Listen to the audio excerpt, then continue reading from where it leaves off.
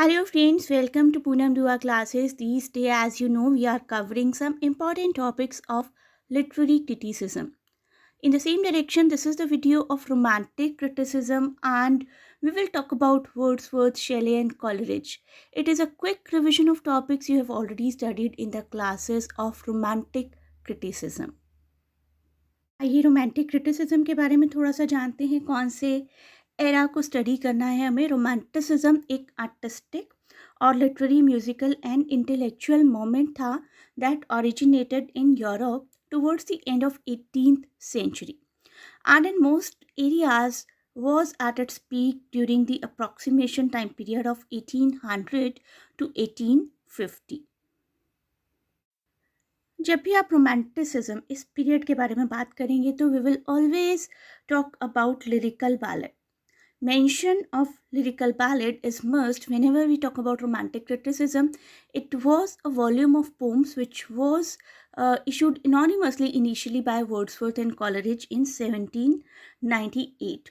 This is called to be the beginning of romantic era. The first volume of 1798, this one was published with a short forward, short introduction in which Wordsworth stated very briefly, very shortly the main points of his argument in 1798 version. उसके बाद एक second version आया था. The second edition was published in 1800 with many new poems added and much longer and more detailed preface. It is called Preface to Lyrical Ballad. It was further revised and expanded in 1802. तो 3 years आपके लिए बहुत ज़्यादा important रहे.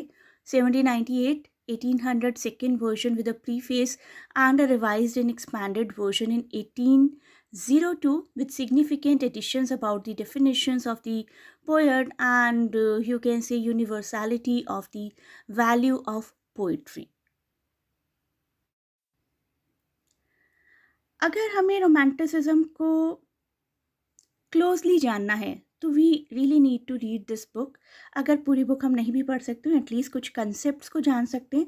Wordsworth ने एक बहुत ही beautiful definition दी थी पोइट्री की। He said all good poetry is the spontaneous overflow of powerful feelings. Spontaneous मतलब एकदम से आई हुई फील, किसी चीज़ को देखकर आप अंदर से एकदम से फील करें कि वाह such a beautiful thing, I must read a poetry on this topic. As is obvious, the emphasis in the statement is on spontaneous expression, but the role of rational mind, of premeditation, of getting accustomed to a particular mode of thinking and feeling is duly recognized. So he just says कि जितनी भी good poetries है ना, you cannot plan to write a poetry कि कल मैं किसी topic पर poetry लिखूंगा actually. It is an overflow of a spontaneous feeling. आपको कुछ देखकर बस फील होता है कि wow this thing is very beautiful, this thing is quite appealing, I must write something about it. That is what he means by saying all good poetry is the spontaneous overflow of powerful feelings. Next statement that you may be asked in exams to explain, और आप लोगों को objective exams अगर कोई appear कर रहा है आप में से उसमें भी बहुत काम आती हैं ये statement. You are generally ask कि ये स्टेटमेंट्स किसने दी हैं, राइटर को और कोट को मैच करिए। तो you need to know some of the very famous quotes of the writer. Poetry takes its origin from emotions recollected in tranquility. Poetry की शुरुआत होती है अगर आपने शांति से बैठकर अपने इमोशंस को रिकॉल किया है, रिकलेक्ट किया है। Such a simple statement. It is only when this emotion is recollected in tranquility, शांति, peace, that a poet can assemble words to do the instance justice. It is necessary for poet to have certain personal distance from the event or experience being described. With this distance, the poet can reconstruct the experience caused within himself. में से कई लोग ये कह सकते हैं कि अभी तो स्पॉन्टेनिटी की बात हो रही थी और अब ट्रैंक्विलिटी की बात हो रही है, दोनों चीज़ें एक साथ कैसे आ सकती हैं। वर्ड्सवर्थ सेड कि जो आइडिया है वो स्पॉन्टेनियस आना चाहिए, लेकिन उन आइडियाज़ को जब वर्ड्स में, पोइट्री में कन्वर्ट किया जाए, then a poet needs peace, tranquillity. On one hand, poetry is the feeling, is the product of feeling, spontaneous feeling, and it is able to produce good poetry if they occur to a person of natural genius, a person of sensitivity, and if a person has got enough time and place and tranquility, peaceful place to write down the thought into, to convert the thought basically into deep words. Thus, it can be concluded that for Wordsworth, a good poet is not just a thinker or philosopher, nor is he first of all a sensitive soul pouring forth his own passion.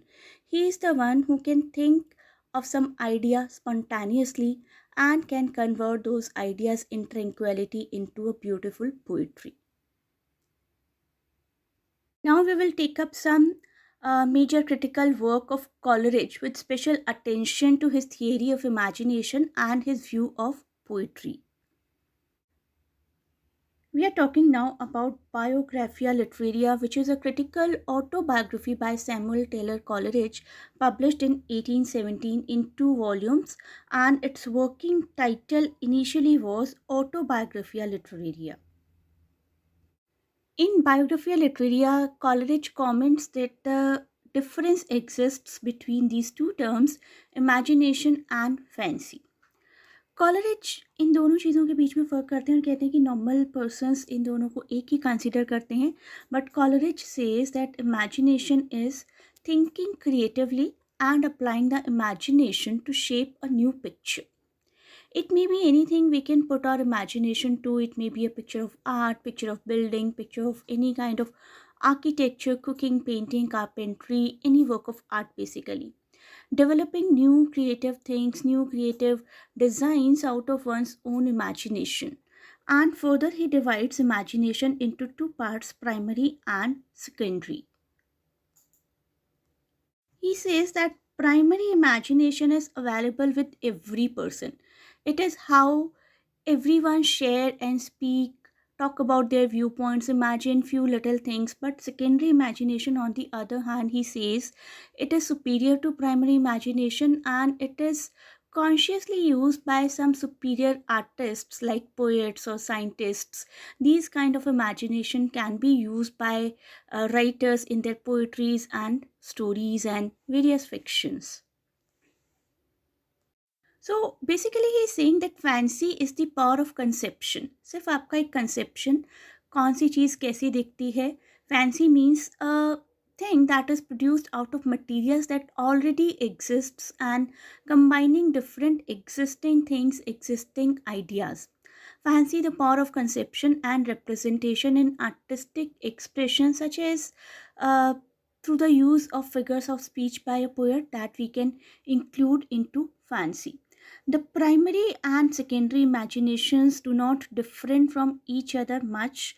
The difference between them is one of degree, we can say. The secondary imagination is more active, more conscious than the primary one. The primary imagination is universal, while secondary is a peculiar privilege enjoyed by the artist, we can say.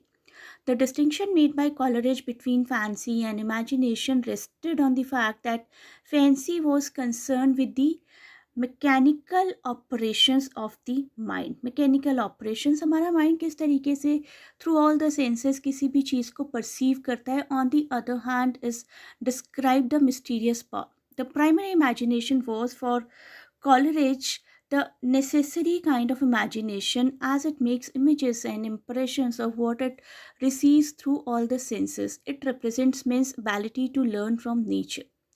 The property of primary imagination was that it was common to all people, whereas secondary imagination, on the other hand, represents a superior faculty. It is superior, which could only be associated with artistic genius. A key and defining attribute of the secondary imagination was a free and deliberate will by artists specifically. In next part of the video, we will do a quick revision about P.B. Shelley and his concepts about romanticism, specifically with the significance of his defense of poetry, this particular essay. Please do not forget to share and subscribe the channel. Thanks for watching and best of luck for your exams, and always do a thorough study before going on for revision.